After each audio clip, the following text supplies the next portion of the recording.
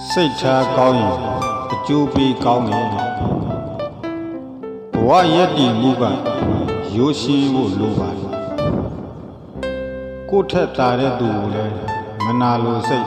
မထားပါနဲ့ကိုပြောလို့ရတယ်ဆိုပြီးတော့လဲဖိနှိပ်ဆက်ဆံတာမျိုးမလုပ်မိပါစေနဲ့ကိုကတော့တာစီသူများတော့နာစီဆိုတဲ့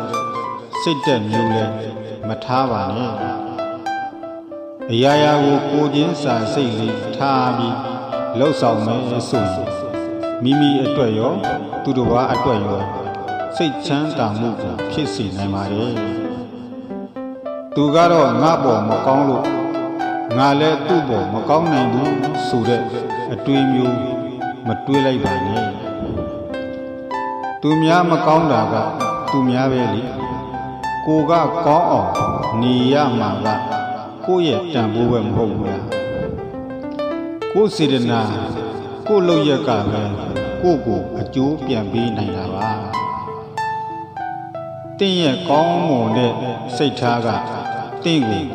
ကောင်းကျိုးတွေခံစားစီရမှာပါဒါကြောင့်မို့သူများကောင်းတာမကောင်းတာကသူများအလုပ်ကိုကကောင်းနေဖို့ကကိုအလုပ်ပဲ